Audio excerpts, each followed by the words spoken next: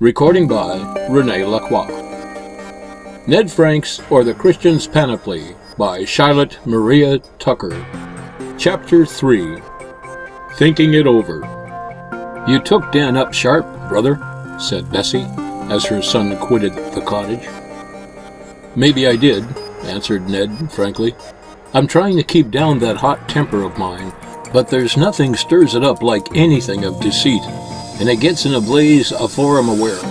There was something in the lad's looks more than his words that made me fancy him one of those who don't see clearly the difference between truth and falsehood, and who get amongst the shoals almost without knowing it. I wanted to show him the beacon lights set in the Bible to warn us off them, that's all. "Ah, Dan's quick enough at lying," said Bessie with a sigh. "I can't believe a word that he says. Many and many's the times that tells him, 'Dan, with all those fine stories of yours, you'll get into trouble at last.'" "Then don't you tell him," said Ned, "that God hears and marks down, and that every idle word that men shall speak, they shall give account thereof in the day of judgment?" "Oh, I'm not one of your saints that likes religion brought in at every turn," said Bessie peevishly.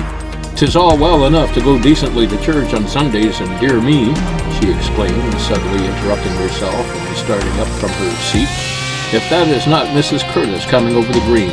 That woman is always taking one's unawares." And with a quickness which astonished the sailor, Bessie whisked off the dish from the table, flung an old shawl over the large piece of bacon from which the rafters had been cut, and stowed away a heap of damp linen which she had been washing into a cupboard. "She's in a mighty hurry to tidy the room for the lady," thought Ned, "but it doesn't look a bit neater than before." Just as Bessie had finished her hasty preparations, Mrs. Curtis, a small, delicate lady, very simply but neatly dressed, tapped at the door of the cottage and entered. Bessie was all smiles and curtsies. She dusted a chair and placed it for her guest, hoped that she had not been troubled by the heat of the day, and asked after the young masters and misses, like one who took an affectionate interest in the well-being of the family. "I am glad to see your brother here," said Mrs. Curtis, courteously bending her head as the sailor respectfully rose at her entrance. "Ah, yes, poor fellow," exclaimed Bessie. "He's my only brother living, and as long as I have a crust, he shall be welcome to share it. We must all care for one another, ma'am, as our good minister told us last Sunday in his beautiful sermon." "It would be but fair," thought Ned, "if Bessie gave the lady a notion that I pay for this half crust with the whole of my pension." "It's but a poor home that my brother has come to," continued Bessie, whose voice, in addressing a clergyman's wife, had a plaintive, drawling tone quite unlike that in which she usually spoke. "I have been wanting much, ma'am, to speak a word or two to you or to Mr. Curtis." "My husband told me that he intended to call here soon," said the lady. "Ah, how glad I am even to see his blessed face. Ah, what I owe him," cried Bessie, heaving a long sigh, as if to express by it gratitude too deep for words. "But what I was a-going to say, ma'am, was that I hopes as how Mr. Curtis will be good enough to put me again on the widow's list for the loaves. I've really such a hard pull to live.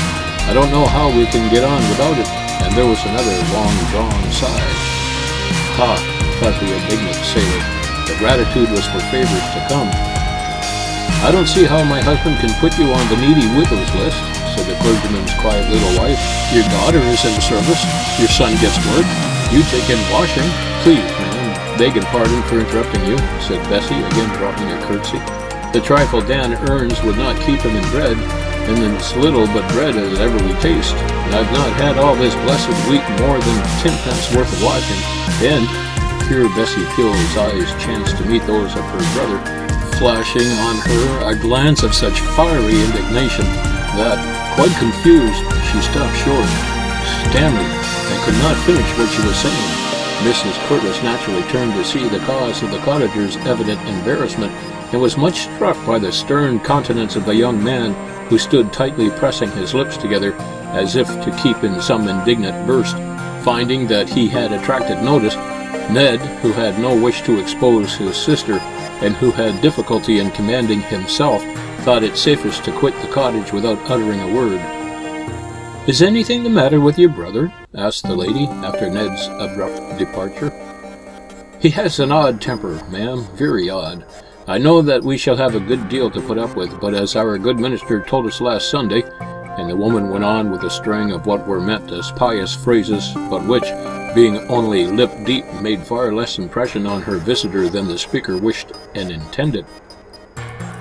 "She talked to her son about truth," exclaimed the indignant Ned Franks, as he strode into the back garden, forgetful in the storm of his spirit of the 20 miles which he had walked in the morning. "An acted lie is as bad as a spoken one, and her way of going on was all one wretched piece of acting from beginning to end.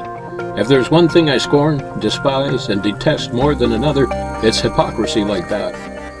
Ned struck the nailed heel of his boot violently against one of the weeds and uprooted it from the ground. Perhaps he connected the worthless plant in his mind with the more hateful weed of deceit, or he wanted something on which to vent the angry feelings within him. "All weeds," he muttered to himself.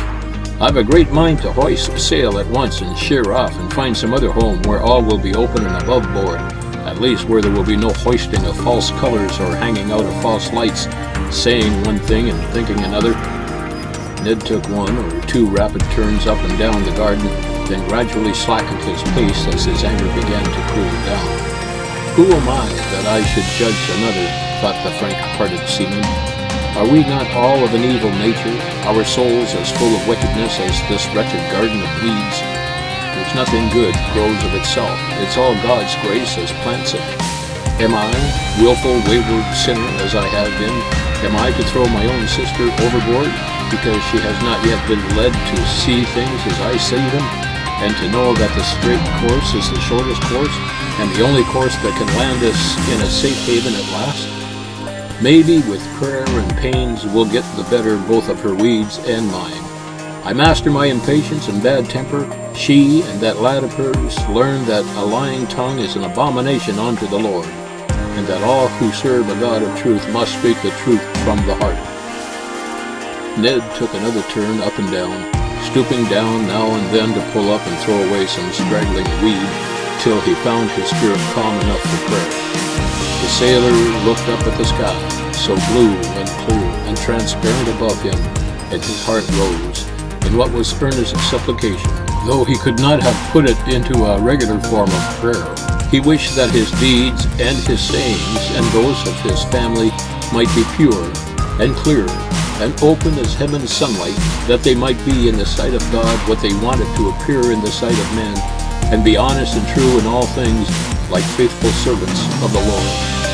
Ned's meditations were broken in upon by Bessie Peel, who came running up towards him with a bustling, excited air. "What's in the wind?" cried Ned. "You must come in directly," answered Bessie. "Who do you think is in my kitchen? I knew she'd be here, but I'm sure, for Lady Barton herself to walk all the way from the hall." "What has she come for?" asked Ned, knitting his brow from an uneasy apprehension of what was likely to follow. "To hear about her son, to be sure. Lady Barton thinks no end of her son, a pretty scapegrace though he be. When he left her, she lay crying in her bed for a week. There was never a mother so fond, or so blind." "Well, what can I say?" exclaimed Ned. "I can tell nothing good of the lad." "You must invent something good then," cried Bessie in an irritated tone. "I can't have you with your stupid bluntness setting my landlord's wife against me, and getting my home pulled down over my head at Michaelmas, and my boy turned off, and my washing taken away." "I'd better not see Lady Barton," said Ned. "Shall I hurry back and say I couldn't find you? You could get over yon hedge and be off without coming in front of the cottage." No sneaking," said the sailor quickly. "I'll face out the matter at once." "And you'll say the best you can?" cried Bessie, changing her tone and tactics with a perception that her best chance with Ned lay in working upon his affection. "You wouldn't injure your poor widowed sister, as looks to you for comfort and kindness." "I'll do no harm, if I can help it," muttered the tar, feeling far more uneasy as he followed his sister than he would have done had he been led up to an enemy's battery. End of chapter 3. Recording by René Lacroix.